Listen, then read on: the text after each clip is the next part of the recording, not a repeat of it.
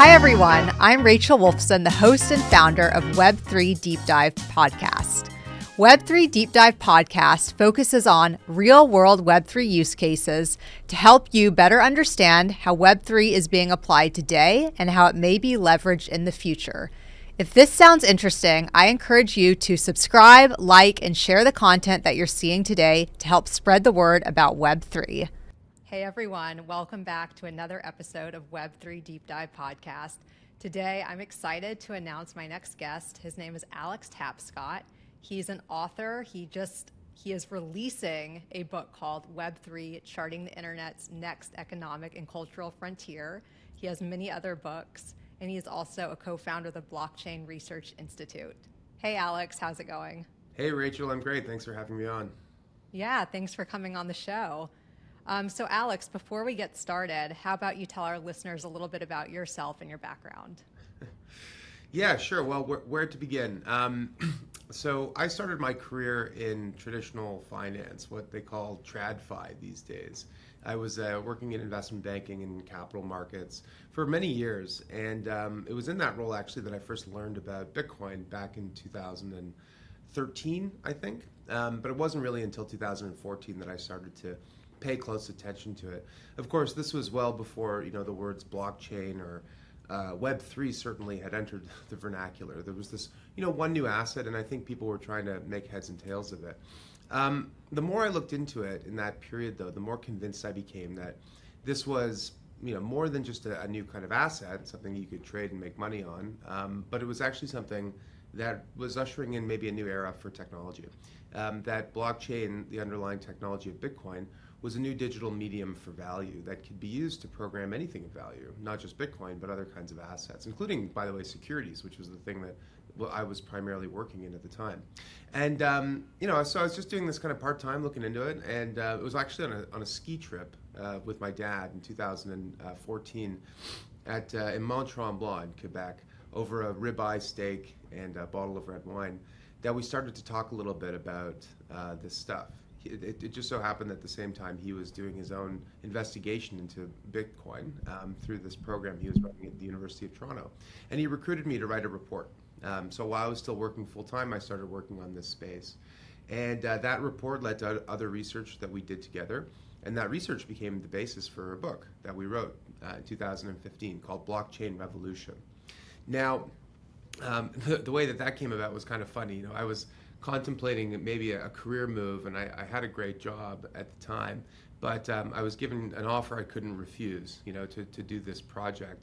And they say when you're offered a seat on a rocket ship, you don't ask which seat, you just kind of hop on. So I hopped on, and the book came out in 2016. They say that luck is the combination of preparation and good timing. So, we'd written what I thought was a good book, but we also benefited from great timing. 2016 was right around the time that a lot of people in business and media and the arts and journalism, government, and many other parts of the world were really trying to understand what blockchains were, should they care, were they important to their lives. And this was the first book really to describe it to that kind of an audience. So since then, I've done tons of things in the space. I've been an investor, I've been an advisor, I've been a portfolio manager. Right now, in fact, I have an ETF called the Web3 Innovators Fund, which trades on the Toronto Stock Exchange. And I've done a lot of writing on this subject. And for the last year and a half, I've been writing a new book, as you pointed out in your introduction, called Web3, Charting the Internet's Next Economic and Cultural Frontier. That book is coming out in September 19th from Harper Collins, and I'm really excited about it. Cool. So Alex, can you tell us a little bit about how would you define Web3? Sure. Well, the Web3 is the internet's next economic and cultural frontier, and Web3 is what follows from Web2. So it's helpful to understand kind of what came before we can talk about the new frontier. So Web1, what I think a lot of people remember as the .com era, and took place primarily during the 1990s, was really a broadcast medium. It was a way to present information digitally. So you used to go online, well, we still do, but you go online to a desktop computer, you go into a browser, you log into a website, and it's on this website that you can access information. And a lot of the early examples of Web 1 websites, the most successful, in many respects kind of resembled what came before. They were kind of like, magazines and newspapers online. So you could access, the sports scores, the classifieds, the news. You could go into Britannica online. You could access information. In design terms, that's what they call skeuomorphic design, where a lot of the new thing resembles the old thing, in part because it's a bridge for users to not feel like they're doing something super foreign, but also because the people who create it can't really imagine anything else. And that's kind of how the dot-com era progressed for a period of time. In the early 2000s, the combination of some new user behavior and new technology led to the creation of a new web, Web 2. So in computer jargon, if Web 1 was the read web, a way to access information, then Web 2 is what they call the read-write web, which means not only is the web a way to access information, but it's a way to communicate, to collaborate, to upload your own content, to build value collectively using the internet. And so a lot of the early promise of Web 2 basically posited that we could all gather together, and through mass collaboration and the wisdom of the crowds, we could create new kinds of organizations and new capability and new value online. And to a degree, Rachel, that happened. But what also happened was all of this user attention and user data and time online ended up getting aggregated into a handful of very powerful platforms who used all that data to basically sell advertising back to users. And in the process, they created walled gardens that were difficult to exit, and in many respects actually stifled the innovation of the open web. So now the web is entering a new era, Web 3, the read, write, own web. So not only is the web a way to access information, not only is it a tool for us to publish and to share content, but it's now a new platform for us to own digital assets. And that means owning our financial assets, owning the virtual assets that we buy from companies, including inside of game environments, but also more profoundly owning our own data and owning our own identities, and being able to decide how that information is used and whether we can take it with us from platform to platform and service to service.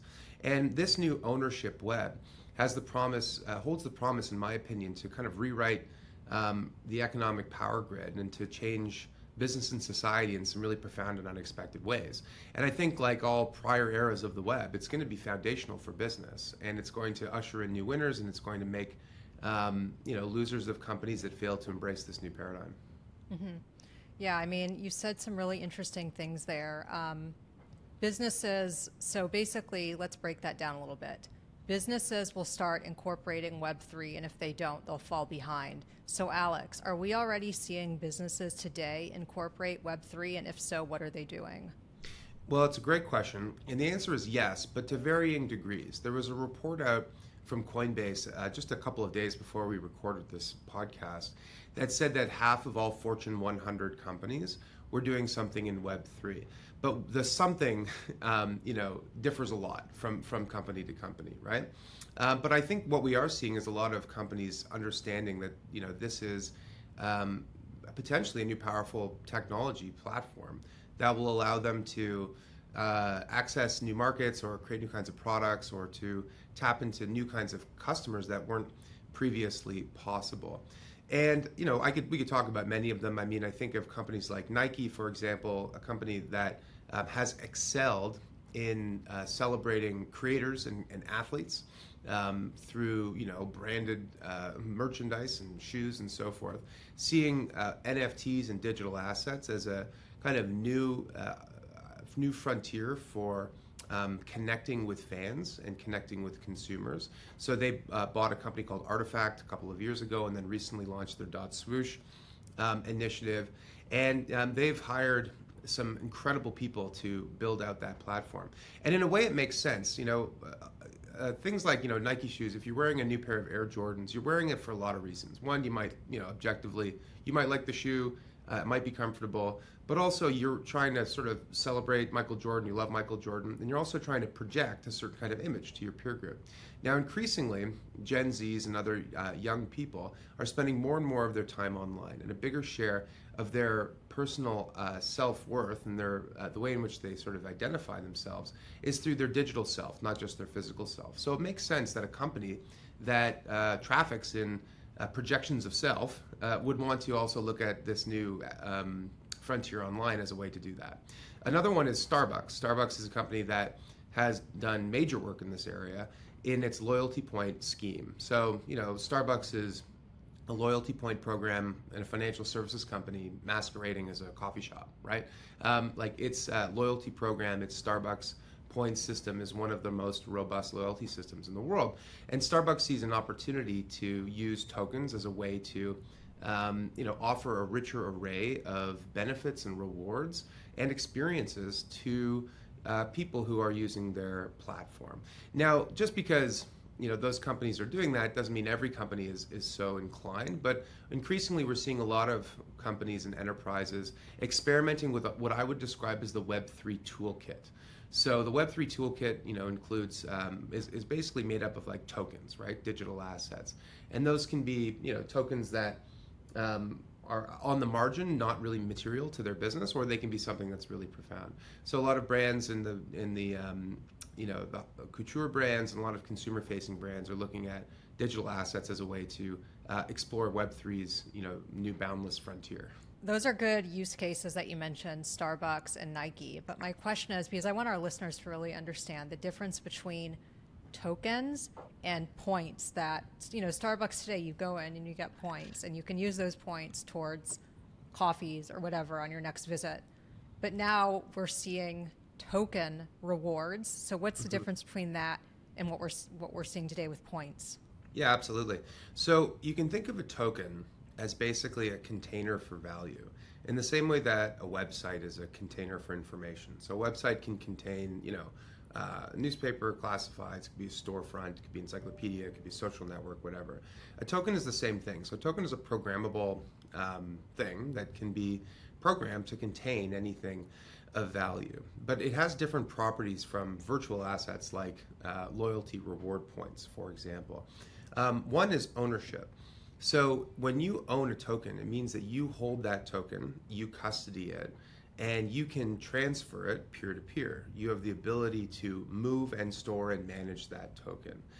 You also have the ability to participate in the growth or decline in the value of that token based on how it's priced in the free market. And that is a very different prospect from traditional assets. We spend about $100 billion a year on virtual goods that we don't actually own. So when you or your children or your cousins or your nieces or nephews or whatever, buy virtual goods inside of games like Roblox or Fortnite, or even when they buy content online, they're purchasing that thing. There's clearly a transaction happening, but you don't own it. You don't have property rights to the digital asset. You're subject to the whims of the company that's issued it to you. So in the case of content, oftentimes a provider like Apple might change its terms of service, and so all of a sudden your ownership of assets, music or what have you, can change. In the case of video game, if that video game studio gets sold to someone else, they may not honor the value of that asset. And in the case of loyalty points, to bring it back to Starbucks, there is a central bank of Starbucks which can decide how much a point is worth, and they can choose to devalue those points without any recourse. So without ownership and without the governance that comes with owning something, you are beholden to whoever's issued that token. Now, that's nothing wrong with that. Like, loyalty point schemes are fine. They work well. But there's a whole new kind of opportunity set when you think about tokens as assets that you can own and custody, that you can move peer to peer, and that are priced in a marketplace. I mean, you can imagine, in the case of Nike, buying an NFT of an Air Jordan that's a one of one, and then that becoming very valuable, just like the first pair of Air Jordans became very valuable. And all of a sudden, you're participating in a really live, active marketplace. And so to me, those are the big difference. Tokens are peer-to-peer, they're self-custodial, they are fungible, which means you can trade them, and they're priced in an open market, which means their value can go up and down. None of those things is true for something like a loyalty point, for example. Right, yeah. I mean, yeah, you make very good points. I'm just wondering if this concept will catch on with the mainstream. For instance, if you go into Starbucks and you have your loyalty points and you are unable to find them or access them, a Starbucks employee can usually help. But with tokens, I feel like, the self-custody, you have to be responsible for that. There are aspects where ownership is great, but then there are also things where I can see people who are not in the cryptocurrency industry already being a little bit hesitant. And also, where do they store those points? I'm curious to know, Alex, in your new book, did you interview anyone working with Starbucks or Nike to talk about these use cases? We did. We talked to a lot of people for the book, I think 60 people in total, including a lot of people who are working in the enterprise world with companies like Nike and with Starbucks. And what they would say is that those companies don't know the answer to that question yet. And I think that that's something that sounds disappointing maybe, but in a way it's very commonplace for new kinds of technology. Oftentimes the thing when a new technology emerges is that for existing customers or people that traditionally frequent a business, the new technology makes the thing actually less useful, right? So I'll give you an example of what I mean by that. For a lot of enterprises that were relying on mini computers and mainframe computers, when the first PCs came along, they were considered not very useful for business. They were slow, they were small, they didn't have the same kind of computing power as much bigger computers did. When the very first Japanese motorcycles came to the United States, they were derided for being kind of powerless and not fast and not suitable for highway driving. And so a lot of motorcycle enthusiasts didn't purchase them. So a lot of times when a new technology comes along, the existing market actually finds it to be less useful. But what ends up happening is that typically to begin with, a small group of early enthusiasts finds that the very thing that the most of the market thought was not useful is actually the thing that they think is really great, right? So, in the case of the motorcycles, well, those bikes were great for off-roading, and actually the introduction of Japanese motorcycles led to an explosion in the motorcycle market, where all of a sudden within a decade or two, 10, 20 times as many motorcycles were being sold because of the introduction of motocross and off-roading. In the case of the PC, the PC led to a revolution of personal computing where people realized that the computer was a thing you could keep inside of your home and that you could use it for more than data processing. It was a tool for education and for communication and so much more than that. And that led to the PC revolution. And in the case of crypto assets, the fact that self-custody might appear to be a bug for some, the concern about holding these assets and will this ever go mainstream, is for a lot of other people actually one of its big superpowers.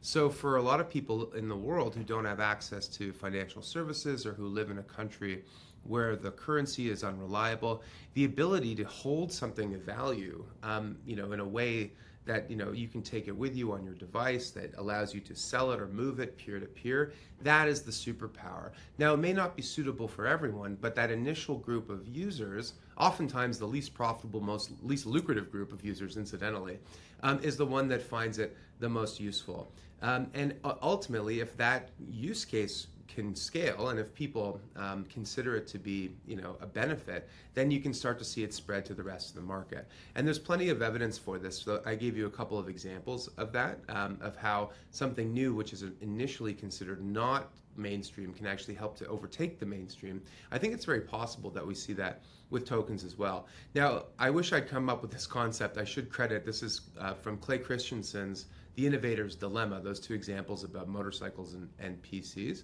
But it's this idea that incumbent businesses, legacy companies, often have a hard time embracing innovation because the most rational thing to do is to focus on your core business and to focus on your core customers, not to experiment with something that is new and not yet proven in the market. And this is kind of a perfect example of that, Rachel. Tokens, as you rightly pointed out, are something that maybe people in the crypto community might think is really cool, but will mainstream people ever pick it up? And so when I said the people that are working with those companies are not sure how those companies feel about it, I think that's sincere. I think at this point in the evolution of the technology, you've got to have some humility about how all of this is going to proceed. But what I can tell you is that the companies today that are working on this are the ones that are going to be succeeding in commercializing it in the future. In the 1990s, there were a bunch of companies that people pointed to as being big, great investments, right? So companies that had solid businesses, great customers, moats, all the rest. Companies like Borders and Barnes and Noble and J.C. Penney and Macy's and Kodak and Polaroid and all these companies. So all of those companies had something in common, which is that they were about to be disrupted in some way by the first era of the web, by the read web. The read web was a medium for the presentation of information, and all of those businesses were in the information industry, right? And so information industry companies became disrupted. So today we have to look at the world and say, with a Web 1 lens, then we use a Web 3 lens today and say, what are the companies today that may appear to be strong, with good defenses and good customers and so forth, but are actually standing on a burning platform, and where they're about to be disintermediated or disrupted by the Internet of Value and Web3. And I'm not sure what all those companies are. I mean, I think about it a lot, but I think you've got to be diligent and vigilant in the face of this kind of profound change. Definitely. So I want to talk a little bit about your book, because when I think of Web3, I mainly think of blockchain technology, but there's more to it. And actually, I just interviewed your dad, Don Tapscott, who went into a whole spiel about all the elements of Web3. So I wanted to ask you, what are the technology elements of Web3? And is blockchain kind of like the primary technology, or is it a combination of these technologies? It's a great question. I think blockchain is the foundational technology for Web3 and for the second era of the digital age. I think that right now we talk about all these new technologies, generative AI, the Internet of Things, virtual and augmented reality, new sources of computing and power generation. And we view them as all discrete, distinct things. But I think over time, we're going to find that they collectively make up the foundational technologies for the new web and for the second digital age. In the same way that, technologies like computing, mobility, telephony, software, hardware, et cetera, together collectively kind of congealed into what we consider to be like the internet age, right? So I do agree with my dad in that respect, which is that these technologies, while distinct, are deeply intertwined in how they're going to change the world. I look at Web3, I look at blockchains as sort of like the foundational layer for this new era. Because if we can imagine a world where there are trillions of connected devices, AI agents, autonomous AI agents, smart contracts, countless organizations, including new kinds of organizations like DAOs, all in the world needing to prove their identity, or in the case of people, prove their humanness, to create trust, to transact, to move and store value, to organize capability. It's not going to be with existing financial rails provided by banks or with existing technology platforms. We need a new operating system for the digital age. And so that's what I view as the promise of Web3. Yeah, and of blockchains in particular. Now, specifically within Web3, there are several other technologies which are worth pointing out. So blockchains are the foundational layer. Well, then you've got smart contracts, which is how we organize intelligence into transactions. We have zero knowledge proofs, which is how we can program not only privacy but scalability. We have new kinds of primitives like DAOs, decentralized autonomous organizations, which create ways for people around the world to self-organize and to pool capital in order to build something, which is something that is also very new. So all of these different kind of protocols and primitives are kind of congealing together into this new thing. And I think in the same way that we might look back on the first sort of internet era as encompassing many technologies, I think we're going to feel the same way about Web3. Definitely. I also think I want to shift gears a little bit because we recently saw the Ripple XRP court ruling, and the judge, Annalise Torres, said, or she ruled, that the XRP token is not a security when it's sold on digital asset exchanges. So that was a win for the industry. Do you think that is going to also push forward adoption of blockchain technology and businesses may wanting to start exploring tokens of their own? Do you think that that's going to impact this at all? I think that decision alone won't move the needle, but I think that decision might start a process that leads to a new framework for the industry. Ultimately, big businesses, well, all businesses, don't really like to innovate in a regulatory vacuum. Some do. I mean, this is a frontier. I use the frontier analogy a lot. And of course, there are plenty of people and companies who have built a lot of value in Web3 and in crypto by pushing forward even when the rules were far from clear, despite their pleading to regulators that they clarify. But when it comes to like big enterprises and big companies, they need to understand the rules of the road before they, enter into any kind of multi-year investment cycle into some new business line or new product offering to customers. And this is actually a very specific thing. We have a researcher on our faculty who does tons of other things, but her name is Primavera de Filippi, and she wrote this really great report for the BRI where she described the regulatory vacuum phenomenon. And in the midst of a regulatory vacuum, economic progress is impeded. So I think we're right now, my point is only to say that, for a while, we've been innovating in a vacuum, and that's okay when it's early. But now that this is big business, we need clarity on these issues. Starbucks is not going to, go further down the path on tokens if they find out that they've been, doing an unregistered securities offering when they're just trying to build value for their customers, right? So we need to have clarity on these issues. The Torres ruling was significant, in my opinion, because it drew a very important distinction between digital assets or crypto assets as they exist, in the world as things that have utility or value and trade peer-to-peer versus, an initial sale of an asset in order to build, a new business or something. Those are distinct things, and I think that was a really important thing for them to point out.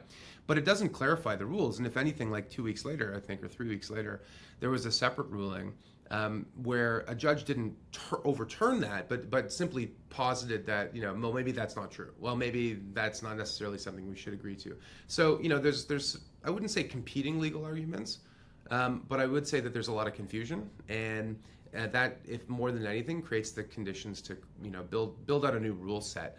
And look, don't let perfect be the enemy of the good, as they say. In other words, like, if there is a new set of rules around this asset class in this industry, it's not going to make everybody happy all at once. But any kind of framework is better than none at this point.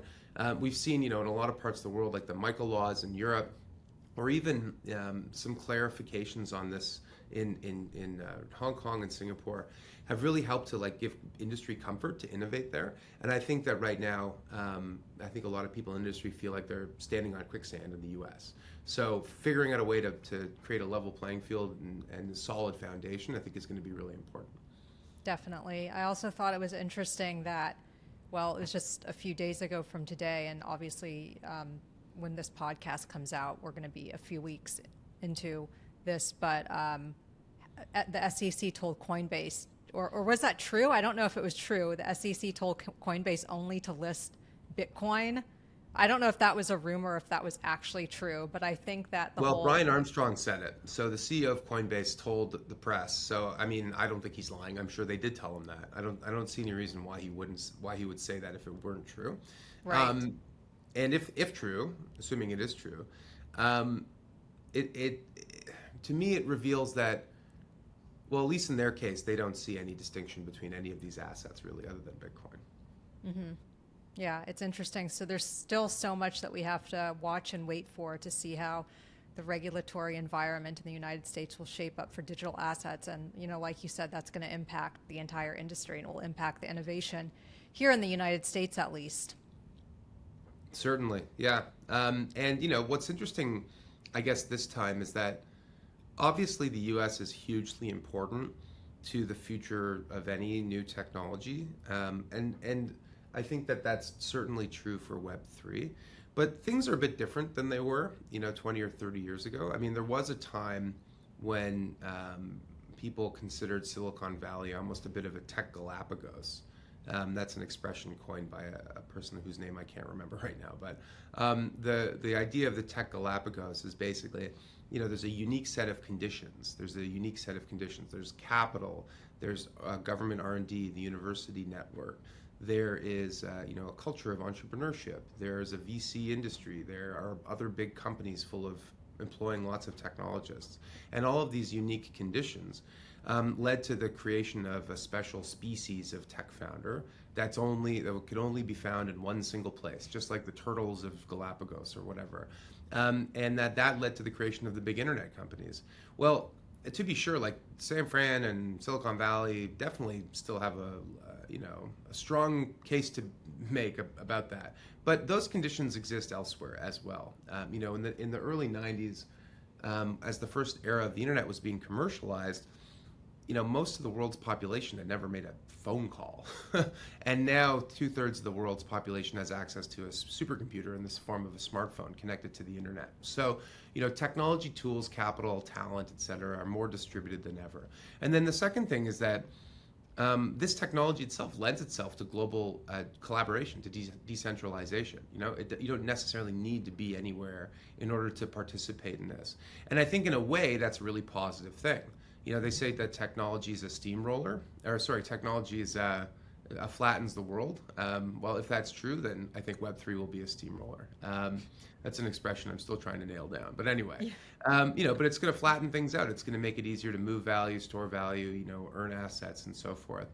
And so going back to your initial question, does the U.S. need to do this? Yes, they do, but not for the sake of Web3. They need to do it for their own sake. Because if they don't get it right, then this is just going to happen somewhere else. It's not that it's a matter of it happening or not. It's a matter of it happening in America. Mm-hmm.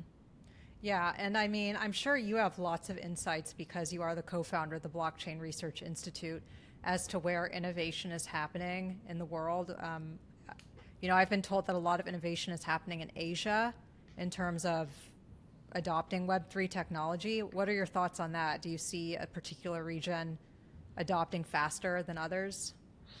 I think so. The data shows that adoption of tokens and a lot of Web3 applications, like such as gaming, are occurring in parts of the world that one might not expect is an area of tech innovation. Countries like Thailand or Vietnam or Nigeria or Venezuela. But what a lot of those countries have in common is that there are plenty of young people there. The populations of those countries are way younger on average than they are in places like the US, and certainly more so than in Europe, where the average age is like 60. But also those are places in the world where people are kind of underemployed or willing to hustle or to learn in order to earn a living and make some money. And so there have been opportunities for people to plug into the Web3 economy and earn some money, and if you know how to do it. And maybe you're not willing to go through all that, learning if you live in comfort in Denmark or something, but you might be more willing to do it. If you're a young enterprising and entrepreneurial, enterpriseneurial is a Say new that word 3 times fast, Yeah, Alex. like what was that? Anyway, so, you're an enterprising young person in one of these countries, you might take a crack at it. So that's on the user side. And then on the business and innovation side, I think it's probably overstated how ahead or how open Asian companies are to this. Frankly, I think when I think of which businesses are doing the most in Web3, I think it's first of all, I think most companies haven't really taken the full leap yet in general on the big enterprise side. But if I look at the membership of the Blockchain Research Institute, for example, as an indicator of that, we have companies from all around the world. We have one of our most active and most innovative members is Standard Bank, which is based in Africa. But we also count companies like FedEx as members based in the United States. So I would say that enterprises generally are curious about this, are doing really interesting work, but it's still very early. Yeah, definitely. You bring up good points. And actually, I heard FedEx is starting to use blockchain technology. I should be at an event in a few weeks called Rare Evo, and I think they've got someone from FedEx there who hopefully I'll get to interview for this podcast. So stay tuned, listeners. I'm curious to know what FedEx is doing with blockchain. Yeah. But it's very hopeful to see these enterprises starting to utilize the technology. Yeah. Well, one of the projects that I think is really interesting that I talk about in the new book, is a project called Hive Mapper. So yeah, you should check that out and maybe have the CEO on the show at some point. His name's Ari. So he was with Yahoo Maps back in the early 2000s, back when mapping online was pretty early stage. And at the time, Yahoo had a big market share, but within a year or two, Google had kind of overtaken them. And Google had become basically the dominant mapping player in the world. And we think of that as mostly a consumer facing application. You go online, you go into Google Maps. But actually, Google makes a lot of its money by licensing its mapping data to third parties. So, governments or rental car companies or other corporations that, use that mapping data. And so what? Like it's a company, it's got mapping data. Well, there's an opportunity for in Hive Mapper's case, to build something that is a sort of more of an open commons, something that anybody can access. And they do this in this really inventive way, which is basically you can buy a dash cam, you can put it in your car, and you can map streets. And in exchange for mapping those streets, you get access to a token, which is paid to you, and basically gives you sort of a say in the governance and the outcome of Hive Mapper as a whole. And they've already mapped most of the streets in several major metro areas, and they would say they've mapped more than 1% of all the roads in the world. Now, the difference between Google Maps and this is that people with Hive Mapper dash cams are constantly driving around all over town, constantly creating new content, new data that gets uploaded. And so a map that is comprised of information piled in by everyone can actually be more useful, more accurate, more up to date than something that a single company can do. But the only way that you can do that is by creating an incentive, creating an ownership incentive that encourages people to participate in this. And so that's the missing piece. There was a project called Waze. You probably have used Waze. Yeah, I remember before, Waze. right? Yep. So Waze is bought by Google for like $1.2 billion. Waze was actually successful largely because of an army of volunteers that all helped to chip in to help refine its mapping data, improve its maps, and so forth. And when Hive Mapper got sold to Google for $1.2 billion, the people who did all this volunteer work, these cartophiles as they're called, actually didn't get to participate in any of the upside from that because they weren't owners, right? So basically the idea is if everyone's going to be chipping in and doing work and helping to contribute to something useful and valuable, then maybe they should participate in the upside. Anyway, I was reminded of that just because I think of a company like FedEx or UPS or Uber or really anyone. These are all companies that rely hugely on Google's APIs and on its mapping data to be able to have an alternative that's maybe more accurate, could be really, really valuable. And not only that, like a company like FedEx is got more trucks on the road than almost any other fleet owner on the planet, and so they could be out there mapping the world on behalf of Hive Mapper and building their own mapping system rather than relying on a third party. So anyway, it's just one of these interesting areas where in Web3 I think people think of gaming and finance and the metaverse, and to be sure, these are all areas that I think are really fascinating. Digital assets being sort of foundational to all three of those industries, but also this idea of ownership being an incentive that can drive collaboration is something that can be applied to all industries, and in this case, to what I would argue is physical infrastructure. Mapping data is part of the infrastructure for our connected world. Yeah, that's such a great use case. I'm really excited to read your book. And especially now with that use case being in there, I want to learn more about it. I would love to connect with Ari as well. Do you know if Hive Mapper is that used in the United States, or is it used in a particular region at the moment? So I think the last time I spoke to him, he said the big cities that have been mapped the most are Seoul, LA, and New York City. So there are a lot of Hive mappers in the States, that's for sure. Cool. And then I wanted to also point something out that was also interesting because, we're talking about FedEx and UPS. Recently, and I'm not 100% sure why, but UPS was on a strike, right, in the United States. Yeah. Well, I don't know. The workers at UPS were on a strike. I got a message saying your package might not be delivered because they're on a strike, and I was concerned. I don't know. I'm assuming it has something to do with economic issues. I don't know. Yeah, I don't know why they were on a strike. But Alex, you said something really that resonated with me. if UPS had an incentive system built in where their workers could map their route and then get some sort of an incentive like a UPS token, that kind of solves that problem of them being underpaid or whatever the reason was why they were on strike. So that's a great use case. Yeah, that's there. actually something I hadn't thought of, which is there could be a profit share or an economics share with the drivers as part of like a collective bargaining agreement where they get to own a piece of that platform too, since they're already doing the work, right? Right. And I mean, I think that's where a lot of these issues that we're seeing today with people going on strike, and it's happening everywhere, airlines and deliveries, and it's just people don't feel like they own what they're doing and they're not being incentivized in the way that they should be. And now we've got AI coming up, and that, people are saying that's going to start replacing human jobs. It's like we've really got to solve these issues to make people feel like they're valuable. And I think Web3 does that. Yeah. Or can do it. It has the potential to do it. Well, it has the potential to do it. And then this is another question which is interesting to ponder, which is, is it going to be UPS and Apple and FedEx and, other big corporations? These are all great companies, obviously. Are they the ones that are going to embrace these kinds of, I would argue, almost radical kinds of ideas? Or is it going to be something new that comes along where they don't have the legacy, the culture, the infrastructure to do it? I personally think that companies like FedEx could do it. We work really closely with FedEx. They're amazing, innovative. Fred Smith, who built FedEx, is someone who would argue from day zero they've been a computer logistics company, and it's all about building systems that work. And he's a huge fan of blockchain. But I also think we're going to see a lot of innovation coming from startups, from founders who don't have that installed base and don't have that legacy, culture, whatever it is, and can do something new. We'll see. I'm not sure about that. Yeah, we'll see, exactly. Alex, we're going to start wrapping things up here. So do you have any projects in the works that you want our listeners to know about, or do you want to say anything about your book or just things that you're looking forward to in general before we say goodbye?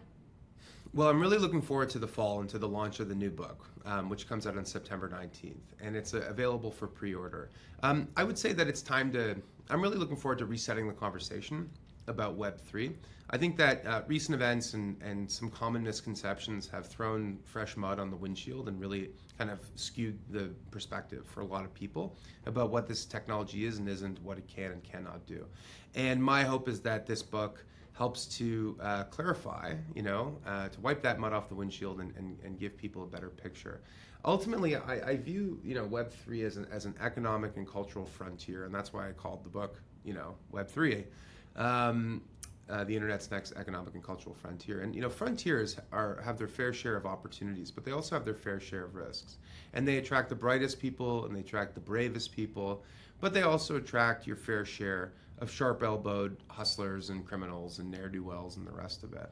And so, I think that with humility, no matter how hardy an explorer you are, you need a guide to help you explore and navigate this frontier. And I hope that my book can do that. So I encourage people to check it out. It's available for pre-order anywhere that you buy books.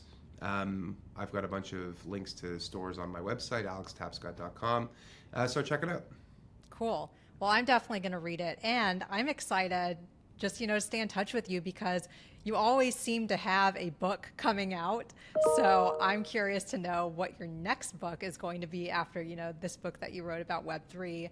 So I'm going to definitely be on the lookout for that because it seems like you and also your dad, Don, are always ahead of the game here with technology. Well, we do our best. We like to say the future is not something to be predicted. It's something to be achieved. But at the same time, when you're looking over the horizon, it's helpful to have a guide, as I said earlier. So that's what we hope the books do. Not predict the future, but help people to navigate it if they can. Yeah, wonderful. Alex, what is your Twitter handle if our listeners want to get in touch with you on Twitter? Oh, of course, yeah, at Alex Tapscott. Post about stuff. Also have a podcast. You can all check all that stuff out on my Twitter account. Cool. Okay. Well, we will. Thanks, Alex. Okay, thanks, Rachel. Special thanks to Aaron Bender for producing Web3 Deep Dive podcast. I'd also like to thank the sponsors behind Web3 Deep Dive. Finally, thanks to the listeners for tuning in. Please be sure to subscribe, like, and share. I'll see you guys next time.